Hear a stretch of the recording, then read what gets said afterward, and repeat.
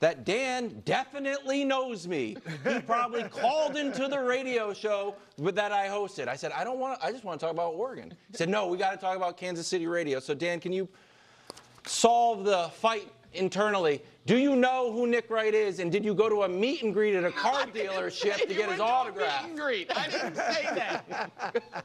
Go ahead. Never a meet and greet, but definitely know who Nick is. I used to, when I was working at Union Chapel Elementary School as a PE teacher, when I was driving to and from, I was always listening to him. He was one of the best to do it, man. You got a little more hair now. I do have a little more hair. The same back then. Are you still you're from the KC area? Are you still a Chiefs fan? And tell us the reasons the Chiefs are going to win the Super Bowl this year. I mean, does anybody else know Patrick Mahomes and Andy Reid? It's hard to go against those guys. Forever Chiefs fans. Right up against Bo Nix, though. Bo Nix, right in the division. That's the tough part. That's the tough part. And Justin Herbert, right? Yeah, a lot of connections. No, it makes it fun. All right, real quick before we get to more serious, or I guess this is serious, but you were telling us off the air, about your coaching path and that it almost went high school full-time. Now you're one of the greatest college coaches. Did you ever think when you were going through coaching of trying to get on as the third-team quality control coach for an NFL team and move up the ranks that way, the way some people have? Yeah, it's certainly when you're young and ambitious, you're looking for any opportunity you can get. The problem with playing NAIA football is you don't necessarily know a lot of people in football. So my opportunity was at Pitt, and I always said I wanted to live without regret, whatever that opportunity was, and was able to take advantage of the one that I had in front of me. So you brought up the pros, Bo Nix. You coached him for 2 years. Obviously, you had a lot of faith in him and knew he could play.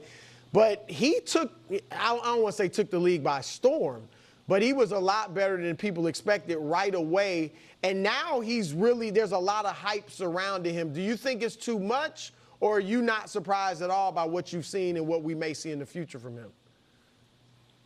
Yeah, Bo's success is no surprise to me. He's a professional when he was in college. He's a professional now. And obviously, he comes from a family of a coach, unbelievable family. But this guy came to work every single day. I feel like he treated the last 2 years here at Oregon like he was already in the NFL as far as preparation. He's an unbelievable person.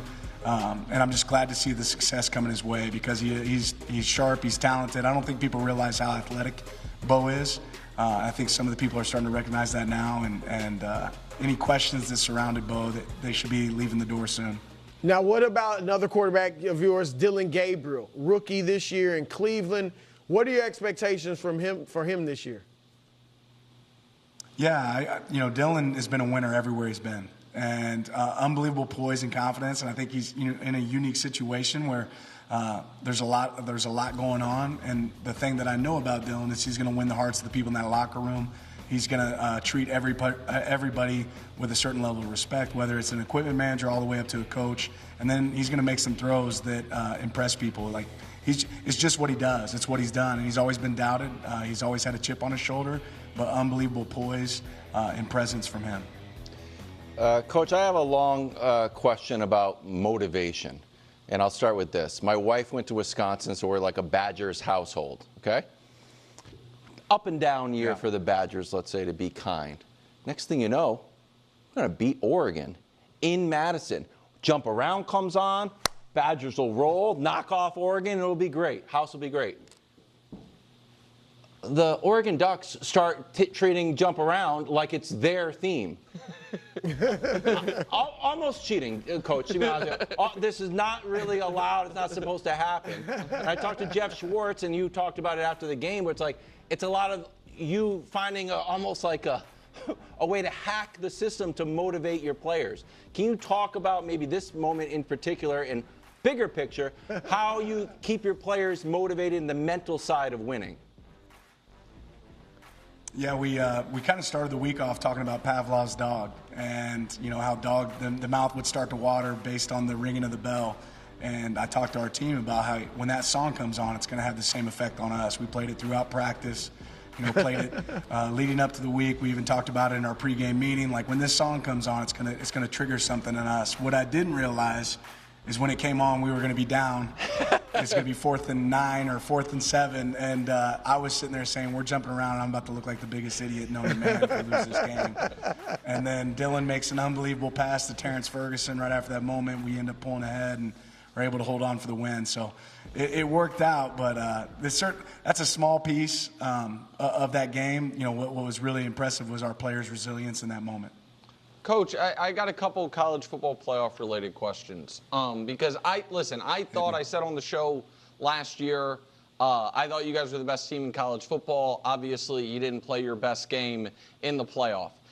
When you are rolling the way you had been rolling, and when you know what I mean, you are beating team after team, how much does, and I know it's not as long as it once was, but that layoff between the Big Ten championship game and you get the bye, and then, you know what I mean, your biggest game of the year, how much does that play a part in it? And obviously you always want the bye. You always want to be the top seed, but how do you deal with that? Yeah, I mean, if you look at the 4 teams that had a bye, all 4 lost. And I think there is something about staying in rhythm. You know, I think we're in a unique spot in college sports where we're actually trying to juggle keeping bowl games alive and going to a playoff. And the reality in my mind is every other playoff system that exists, when the season's over, next week's the bye, the next week after that's the next game. So I would love that model. I'd love for college football to end a little bit sooner. But those are all excuses. We had an opportunity to go out there and perform on the field. We didn't. But ultimately, I feel like everybody's been doing playoffs for a long time, and all of a sudden college football is trying to figure it out. And it's like really simple. You know, we used to make brackets in dodgeball when I was a PE teacher. Just do it right then and go play the games. So that's what I hope we'll get to at some point in college football. But I think, you know, there's a lot of pieces that control that. And then a follow-up. And again, this is me talking. You've never made excuses for it. I'm just kind of last year notwithstanding, just bigger picture. Do you think, in addition to maybe changing the way it is scheduled, the way they seed it, because I know the day after the bracket broke, people were simultaneously saying Oregon's the #1 seed, Oregon has the toughest path, and that's not usually, you know, usually we try to have the opposite happen. Do you think they need to tweak some of that as well? Yeah, and I think they'll get that right. You know, ultimately you have to beat every team to get to where you want to get. So like you said, no excuses. If we didn't play Ohio State then, we would have had to play them at some point. It would have been great to get in a rhythm first before you play a team like that that's clicking on all cylinders. But, yeah, you know, again, the playoff format should really mimic that of every other playoff format where the seeds are put where they belong. You guys have only been, Dan, in the Big Ten for 1 year, but is Ohio State or maybe someone else already like a huge rivalry for you guys? You know, we've got some big rivals. Washington, obviously, is a huge rival for us. Oregon State. You know, I think as this continues to develop, you know, this league is obviously tremendous. You have the last two national championship teams from this league. I think that speaks volumes. But I think those rivalries will start to grow, and those will become something that's pretty special for, you know, everybody that follows the Big Ten and the sport. Dan, last 2 years, Heisman candidates, quarterbacks. Tell me what I'm going to see with your new quarterback, Dante Moore. Yeah, I mean, we're going to have some great competition there. Dante's done an unbelievable job. Austin Novosad, Luke Moga, you're going to see a couple guys that are going to be battling for that job in fall camp. What I do know is all of those guys are prepared to go out there and play at a high level. Anytime their number was called this past season, they were able to execute. They've been beneficiaries of being able to watch guys like Bo, watch guys like Dylan perform the last couple of years. And, you know, Dante's a guy that can make every throw. Austin's a guy that has a lot of experience in our system.